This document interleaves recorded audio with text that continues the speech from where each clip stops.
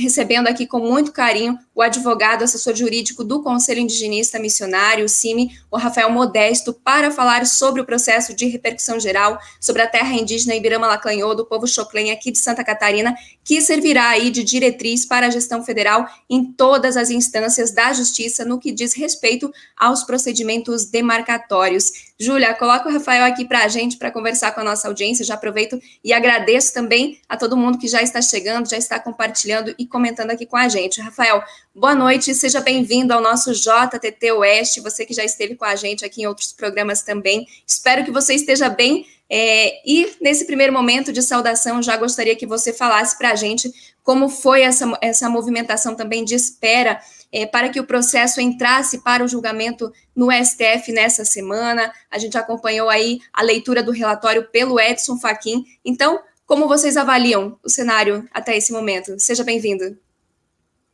Obrigado, Cláudia.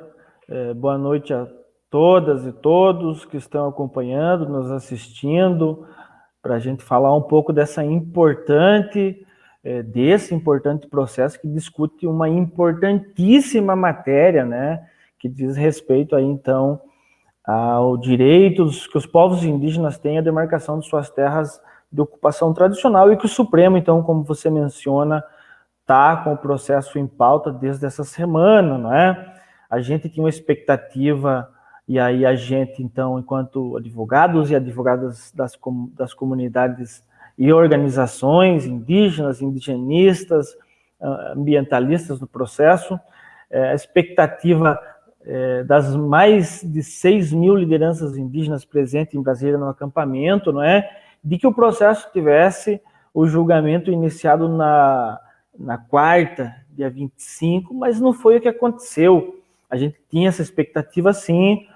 A gente sabia que existia um processo importante à frente, né, como o primeiro da lista, que era sobre a autonomia do Banco Central, um tema caro, inclusive, para o governo Bolsonaro. E o Supremo realmente resolveu julgar sobre a autonomia do Bacen em primeiro plano. Finalizou esse julgamento na quinta-feira. Isso causou uma decepção em todos nós, não é? Em especial nos indígenas que estavam em Brasília no acampamento. Contudo, ninguém baixou a cabeça, voltou para o acampamento. No dia seguinte, marchou de volta para frente do Supremo Tribunal Federal, assistindo um telão, o julgamento, umas fotos maravilhosas das manifestações pacíficas, não é? Que os povos fizeram nesses 2 dias, de hoje, de novo, levando inclusive um caixão para frente do Palácio do Planalto, né? Um ato simbólico e bonito também. Então, depois, na segunda metade da sessão de ontem, finalizado o julgamento sobre a autonomia do Banco Central, depois de um intervalo enlouquecedor de quase 1 hora, o ministro-presidente chama o processo, apregou o processo, chama para julgamento, mas a gente não tinha mais tempo, né, Cláudia, de colher as sustentações orais. A sessão finaliza às 18 horas, contudo, o tempo foi suficiente para o ministro relator Edson Fachin, que já apresentou um voto muito bom no plenário virtual, quando foi retirado por um pedido de destaque do ministro Alexandre de Moraes. A gente já conhece o voto favorável aos povos indígenas e contra o marco temporal. O ministro relator apresenta, então, o seu relatório, e o presidente finaliza a sessão dizendo que não tinha mais tempo para sustentações orais, mas 2 questões importantes para finalizar. Uma que causaria mais decepção se o julgamento não tivesse começado com a presença do acampamento em Brasília, não é?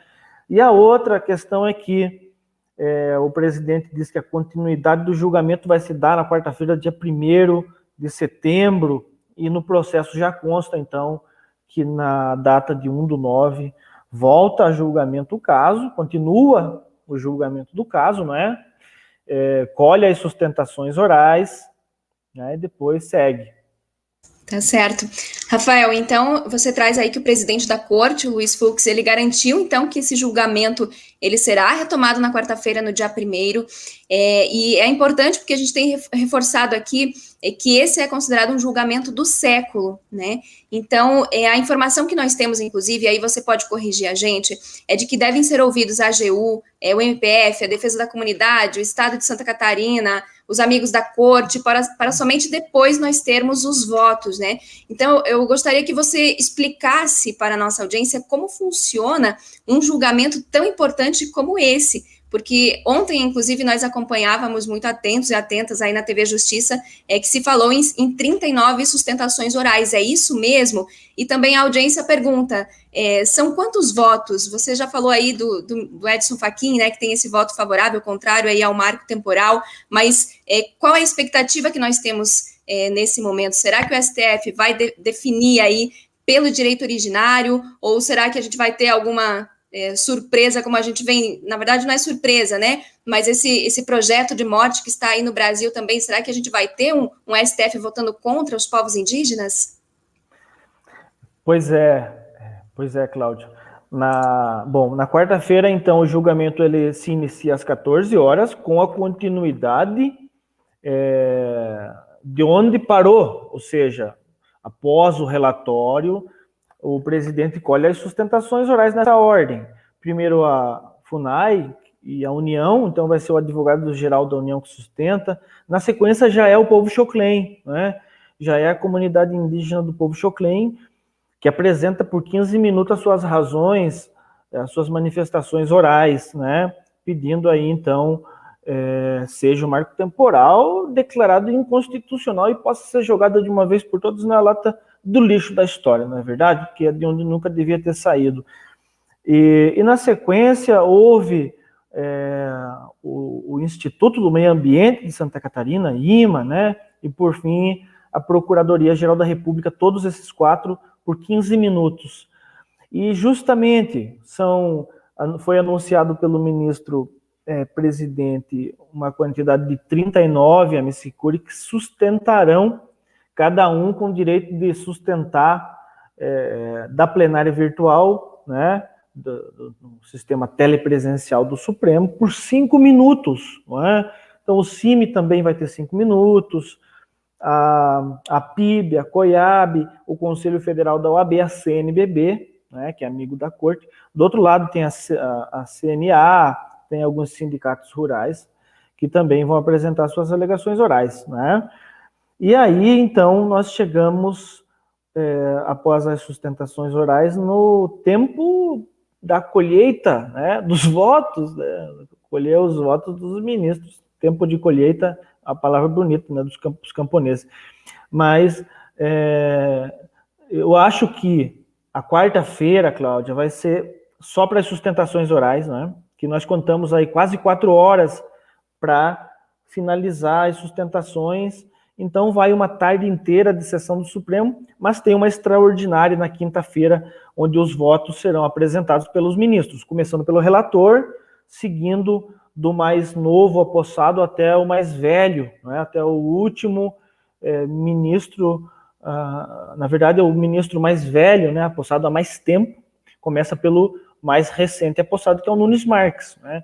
O que vai acontecer após a apresentação do voto do ministro relator, nós não podemos saber, não tem como nós adivinharmos, mas é o Nunes Marques que apresentará o voto. Ele pode fazer um pedido de vista e levar o processo para o gabinete para poder estudar e trazer um voto mais aprofundado. Isso sempre acontece.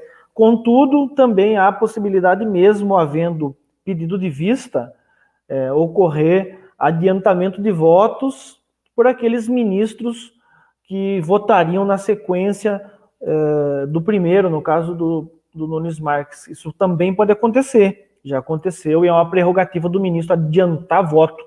Isso seria bom porque poderia dar mais celeridade ao julgamento, né? E daí a torcer que o desfecho do processo, que o processo seja julgado o mais rápido possível e que a gente possa, de fato, de uma vez por todas, derrubar a tese do marco temporal. Não sabemos, não temos certeza absolutamente de nada do que pode acontecer, mas seria desastroso pensar na possibilidade só do Supremo aplicar a tese do marco temporal, né? Seria um prejuízo cultural, ambiental, sem precedentes, sem ser possível de mensurar quantas línguas poderíamos perder, crenças e tradições, enviando essas pessoas indígenas para as periferias das cidades, para os acampamentos improvisados na beira das estradas, onde, enfim, morrem atropeladas toda sorte de doença, de sede e de fome, não é? Não podemos, a gente diz, bom nem pensar, mas existe essa possibilidade. E os ruralistas defendem, né? Mas nós estamos confiantes, sim, Cláudio, que vamos derrubar a tese do marco temporal, vamos garantir o futuro das demarcações e que os povos possam viver nas suas áreas regularizadas, pacificadas, sem violência, né? Sem fome, sem sede, podendo se reproduzir física e culturalmente, como determina a nossa Constituição. Está certo. Bem, vamos aguardar então. A gente sabe que algumas delegações permanecem em Brasília fazendo toda a resistência, fazendo essa luta, mas também uma boa parte está organizada, também muito bem articulada em vários locais também no território brasileiro. Rafael, gostaria de agradecer a tua presença aqui. Daqui a pouquinho a gente vai mostrar um pouquinho o cenário de Brasília hoje. Você falou desse caixão, né, que foi inclusive a chamada aqui do nosso jornal. Então a gente vai liberando você também, porque a gente sabe que tem muitas tarefas. E depois a gente mostra, mas agradecer a tua presença, a explicação, essas informações são sempre importantes aqui para a nossa audiência, tá bem? Força aí e coragem, que a luta continua. Obrigado, um abraço para todos e todas. Abraços, Rafael.